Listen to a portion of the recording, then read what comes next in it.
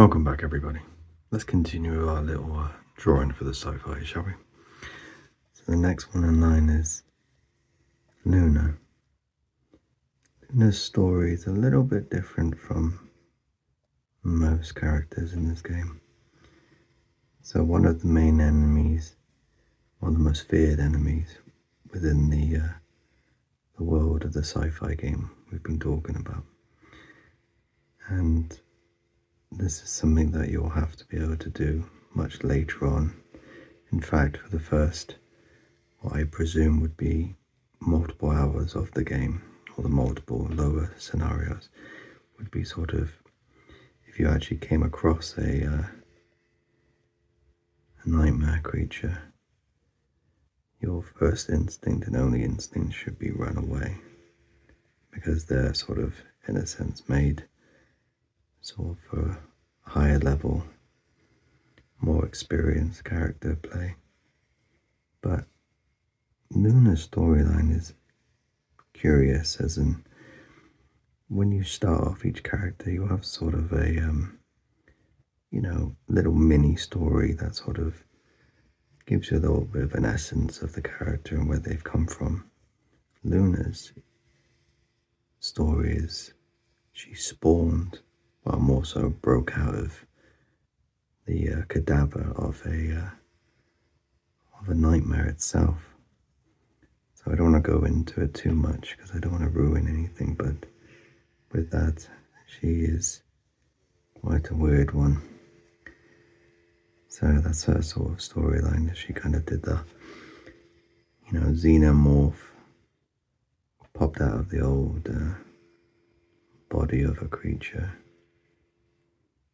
in true violent fashion. So yeah, and we also talked about sort of the weakest, physically characters the other day when we were talking about, I think it was Dawn. And Luna is the lowest of the lowest health characters. Essentially, you're working with maybe a third of what most characters would have in terms of health. So the way that you would play Luna would be a little bit different in that mostly her entire kit, the way that she works is she would find an enemy and she would latch onto them, climb on their back, and sort of there's a whole mechanic of holding on, and once you're attached, you're able to, well, as long as you can break down their compass mentis, and we talked about this before, the mental armor. When you break that down of a foe prior to latching on, it's easier to control them, mentally.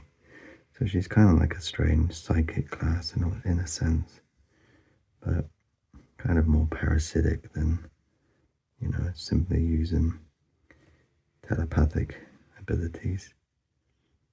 And how she gets on top of larger foes is she's got, in a sense, sort of broken corvus-like wings that appear from below her garb.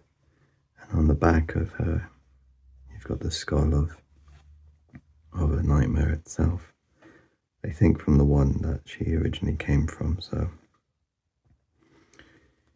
strangely in the lore of the game, she's somewhat famous, but untrusted, because no one knows how she managed to defeat such a foe by herself.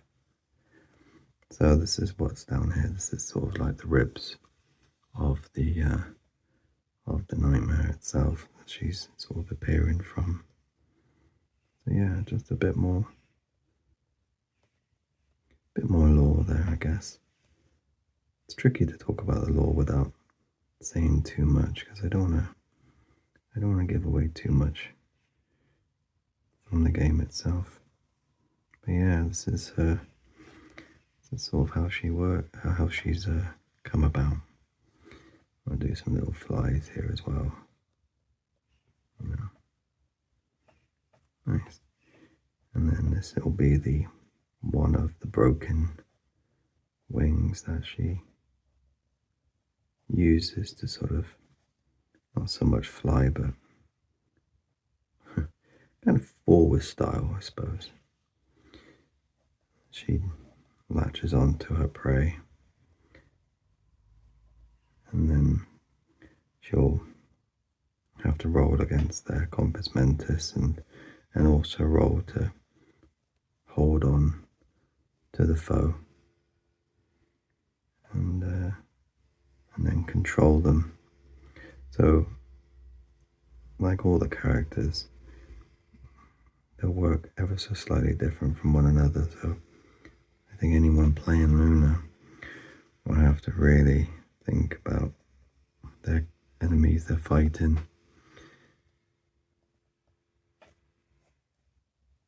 Before doing anything.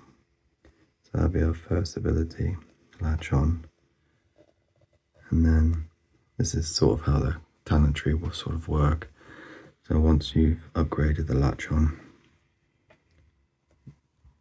you can upgrade the ability to infest the mind of the creature that you're, or the humanoid that you're on top of. You can also do your own allies, but there's specific reasons why you would do that.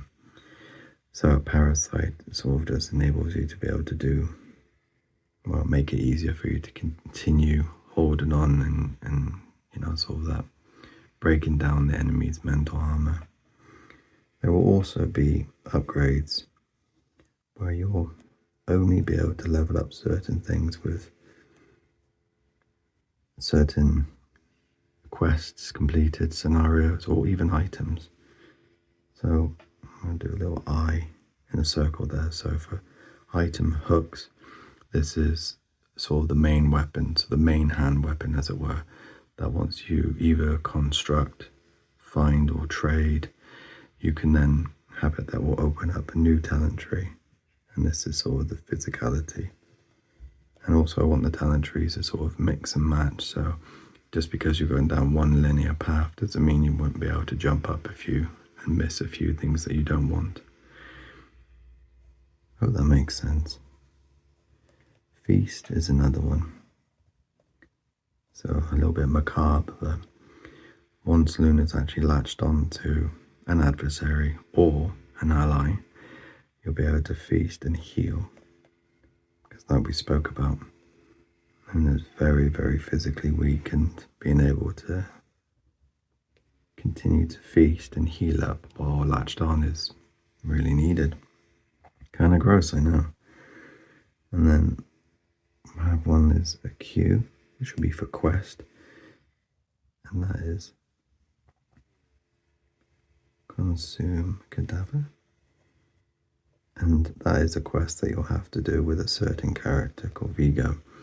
And essentially, well, we won't go into that too much, but you're able to actually consume the dead. So at the end of a fight, you'll be able to do more healing. Because healing's a really tricky one in the game. It kind of really does force you to go back to the half ship rather than, you know, spend all day boot in a boot with creatures and monsters. And we'll do that little symbol for Luna. And this was a quick one, but that's kind of it. So yeah, that's Luna in a nutshell. I don't think we've actually done her before on the channel, so I just wanted to do her today. So we've got a little bit more room down here we'll come back to. And we'll see how we're doing. I think we might get another 2 people on this page, but who knows. Anyway, hope you enjoyed the quick video. You all take care. Bye.